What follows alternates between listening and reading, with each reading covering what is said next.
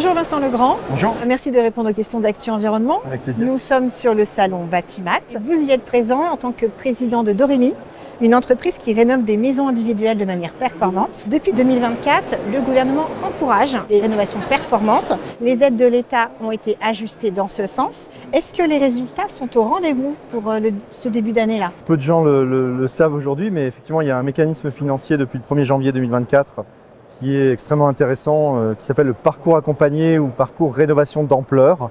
C'est le terme qui est utilisé, officiel. Le terme officiel. Et en fait, il permet effectivement de financer des rénovations réellement performantes, c'est-à-dire 6 postes de travaux avec une baisse des consommations très forte d'énergie. Donc, typiquement division par 4 à 8 des factures de chauffage. Donc vraiment quelque chose qui est assez nouveau dans le paysage. On voit une demande importante de ces rénovations. Ça, c'est extrêmement intéressant parce qu'on porte l'idée que les ménages ont intérêt à faire ces rénovations-là et sont en demande quand ils ont compris l'intérêt de ces rénovations. Et en fait, on voit aujourd'hui qu'il y a plus de 60% de hausse des demandes au premier semestre de cette année par rapport à l'année dernière.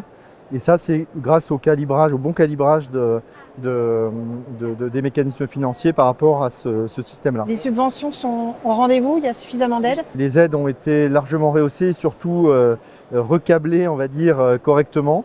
Et donc, pour les très modestes, typiquement, on peut avoir jusqu'à 90% de subventions à hauteur de 63 000 € de subventions. Donc, c'est vraiment des subventions extrêmement intéressantes. C'est cumulable, en fait, c'est simplifié par rapport aux années précédentes. Il n'y a pas besoin de faire 36 dossiers et ça peut être couplé également avec l'éco-prêt à taux zéro, 50 000 € sur 20 ans. Donc on a maintenant un mécanisme qui est extrêmement intéressant et un vrai progrès, on va dire, par rapport aux années précédentes, par rapport à cette rénovation performante. Je crois que c'est la première fois qu'on a réellement un mécanisme qui permet de financer les rénovations performantes, de le financer de façon intéressante. Et ce qui est important aussi, c'est que ce sont des parcours accompagnés. C'est-à-dire qu'il y a l'accompagnateur Rénov qui monte en puissance. L'accompagnateur Rénov, alors il n'y en avait pas beaucoup en début d'année, ça a généré quelques tensions.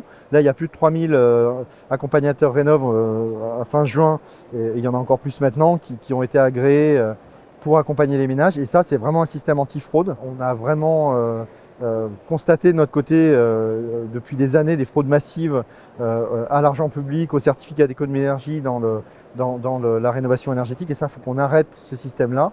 L'accompagnement par des accompagnateurs Rénov permet de ça. Donc ils sont agréés et ils conseillent de manière indépendante les ménages. Exactement. Alors ils sont censés conseiller de façon indépendante. On espère qu'il y aura beaucoup de contrôles.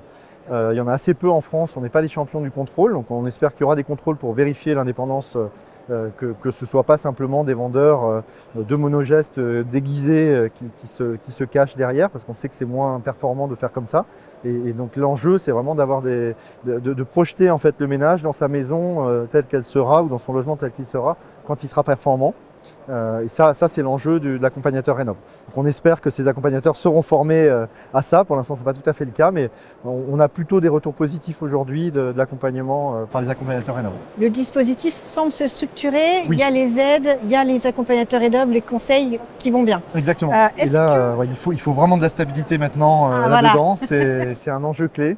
Surtout ne pas bouger ce mécanisme-là le temps de la montée en puissance. On reste avec un double mécanisme, un mécanisme Renault d'ampleur et un mécanisme monogeste. On sait que le monogeste c'est moins performant, largement moins performant, c'est moins intéressant pour le ménage. L'enjeu, c'est vraiment de conserver, de protéger ce parcours accompagné, ce parcours Renault d'ampleur pour qu'il puisse monter en puissance au fur et à mesure des mois. Est-ce que le système bancaire suit cette dynamique ? Alors, il y a eu des améliorations qui ont été apportées à l'éco-prêt à taux zéro. Il y a une simplification d'éco-prêt à taux zéro.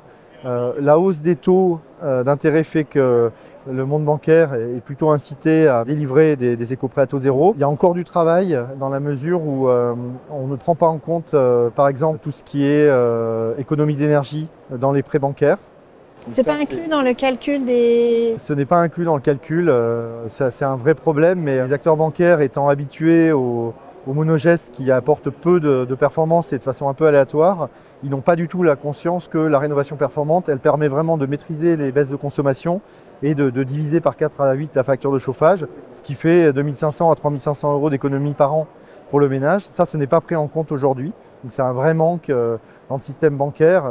Voilà. Donc ça, On échange avec différents partenaires bancaires pour essayer de faire prendre en compte cette partie-là. C'est vraiment un enjeu majeur pour nous. Donc il y a encore du progrès. Il y a encore du progrès dans la simplification qu'on attend par rapport aux acteurs bancaires. Mais voilà, on sent qu'il y a quand même une évolution très positive de leur part. Les acteurs bancaires sont en train de se pencher sur ces approches de rénovation de plus en plus performantes et ça c'est vraiment intéressant. Et je pense qu'ils vont petit à petit être convaincus qu'il y a des garanties derrière de résultats. On espère. Qui peuvent intégrer ça dans leur modèle financier. Oui. On croise les doigts. Voilà, on espère que oui. Dernière question, est-ce qu'au niveau des artisans, ça suit également en termes de formation, en termes de nombre d'artisans disponibles? Vous l'avez dit, ça prend bien, la dynamique est là. Mais on a quand même des millions de logements à rénover pour arriver à un parc qui est au niveau BBC en 2050. Oui. Sur ce point-là, qu'est-ce que vous observez? On a plus de 550 000 entreprises artisanales en France qui maillent le territoire, qui ont des corps de métier très différents et très complémentaires. Une réno performante, c'est 6 postes de travaux, l'isolation de toiture, des murs, du sol, menuiserie extérieure, porte-fenêtres, chauffage et ventilation. On a des corps de métier sur l'ensemble du territoire qui couvrent ces différents postes de travaux. Et les artisans sont globalement compétents dans leur domaine.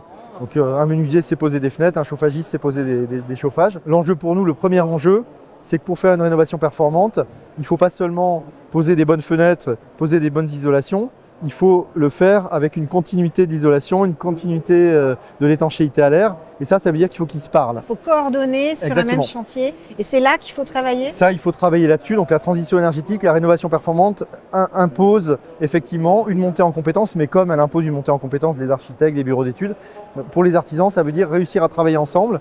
Qu'un menuisier parle au plaquiste et que le plaquiste parle au menuisier, que le chauffagiste parle aux autres acteurs, le ventiliste aussi, enfin, que tout ce monde-là se parle, et c'est ce qu'on fait côté Doremi concrètement sur les formations sur chantier, arriver à leur faire prendre conscience des contraintes et des enjeux des autres corps de métier pour pouvoir embarquer la performance. Ça, c'est un enjeu qui est encore devant nous, mais qui progresse, et c'est pas un enjeu très problématique à partir du moment où les artisans ont compris l'intérêt.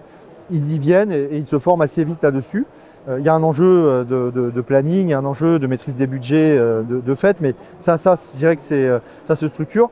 Ce qui nous fait un peu plus peur de notre côté, c'est qu'aujourd'hui on a 70 000, on considère que l'année dernière on avait à peu près 70 000 bon an mal an rénovations dites d'ampleur. Donc, on va dire qui s'apparentent à de la rénovation performante. Elles ne sont pas toutes performantes, mais elles s'apparentent à ça. Il faut qu'on passe de 70 000 à 900 000. Chaque année, il faudrait rénover 900 000 logements. Oui, on est de cet ordre-là, c'est ce que dit l'ADEME, c'est ce que dit Negawatt, c'est ce que dit le secrétariat général à la planification écologique, donc l'État également. L'enjeu, c'est d'arriver à monter en 2030 à 900 000. Donc on a 5 ans pour passer de 70 000 à 900 000 réno performantes. Évidemment, ça veut dire baisser le nombre de monogestes, parce que si on prend des artisans pour les monogestes... Ils ne feront pas de rénovation d'ampleur. Les artisans qui travaillaient dans le neuf, les entreprises qui travaillent dans le neuf étant tendanciellement en baisse, il y a un enjeu à ce qui se forme à la rénovation également. Ça, c'est encore devant nous. Il y a des gérants qui partent en retraite. Il y a un métier qui doit être vu comme attractif au niveau du bâtiment. Donc, tout l'enjeu pour nous dans les 5 ans qui viennent, c'est de faire en sorte qu'on ait des nouvelles compétences, des nouveaux emplois qui se créent. On parle en fonction des acteurs de 170 000 à 400 000 emplois qui pourraient être créés d'ici 2030 pour gérer cette montée en puissance de la rénovation performante. C'est colossal, c'est des emplois intéressants pour le climat, pour l'énergie, pour le social, sortie de précarité énergétique. Donc, c'est un travail collectif des artisans, donc c'est quand même des emplois qui ont du sens. On a assez d'artisans aujourd'hui, si on se concentre sur la rénovation performante pour les 2 à 3 ans qui viennent, on va dire, au-delà, ça va être nettement plus compliqué. Donc, on a quand même un temps assez court. Voilà, exactement, c'est maintenant qu'il faut le faire. Ok. Eh bien, merci d'avoir répondu à nos questions.